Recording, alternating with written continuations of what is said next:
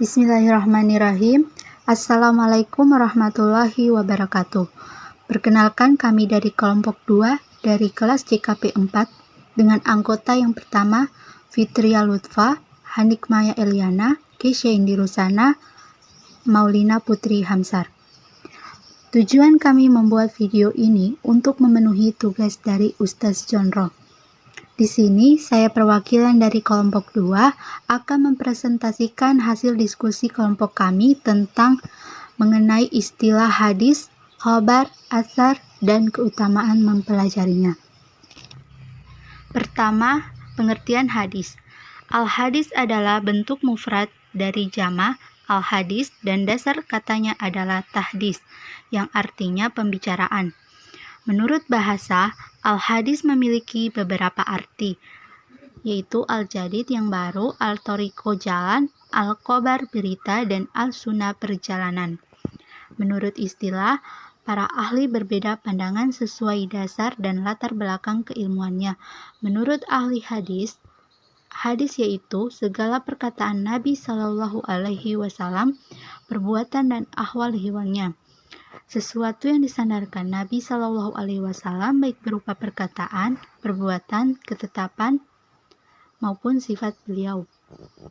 Dari definisi tersebut dapat diambil kesimpulan bahwa hadis meliputi biografi Nabi, sifat-sifat yang melekat padanya, baik berupa fisik maupun psikis atau akhlak keseharian, sebelum maupun sesudah diutus sebagai Nabi atau Rasul. Menurut ahli usul, hadis yaitu semua perkataan Nabi, perbuatan dan ketetapannya yang berkaitan dengan hukum-hukum syarah dan ketetapannya. Dari definisi tersebut, dapat dimengerti bahwa hadis adalah segala sesuatu yang bersumber dari Nabi, baik berupa ucapan, perbuatan, maupun ketetapan yang berhubungan erat dengan hukum-hukum Allah yang disyariatkan kepada manusia. Kedua, pengertian al-khabar. Khabar menurut bahasa berarti al-naba, yaitu berita.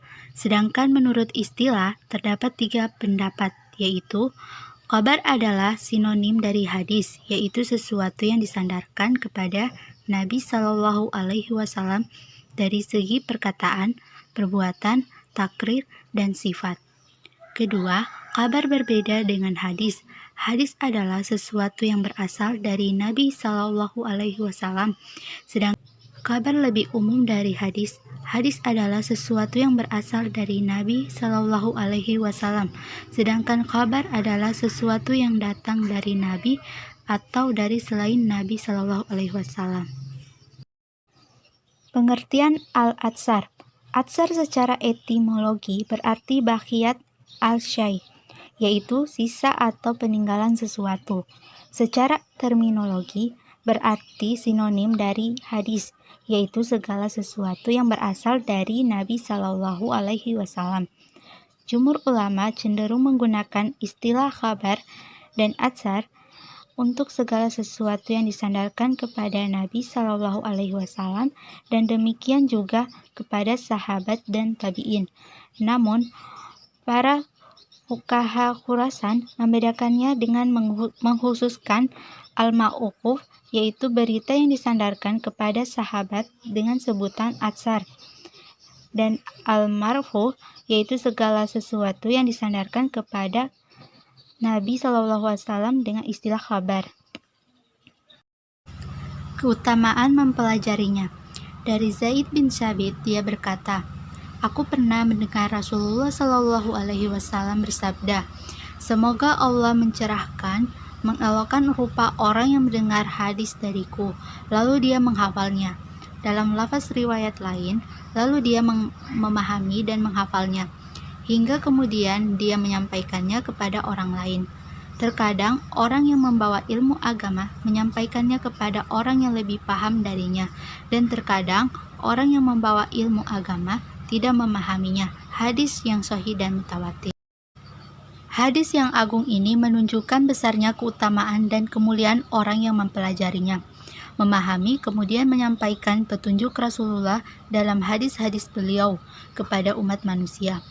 Sampai-sampai Imam Ibnul Qayyim ketika mengomentari hadis ini, beliau berkata, seandainya tidak ada keutamaan mempelajari ilmu tentang hadis Rasulullah kecuali keutamaan yang disebutkan dalam hadis ini, maka cukuplah itu sebagai kemuliaan yang agung, karena sungguh Nabi mendoakan kebaikan bagi orang yang mendengar ucapan beliau, kemudian memahami, menghafal, dan menyampaikannya kepada orang lain. Mungkin itu saja pemaparan dari materi kami. Kurang lebihnya saya mohon maaf. Wassalamualaikum warahmatullahi wabarakatuh. Silakan jika ada yang ingin bertanya bisa langsung di komentar.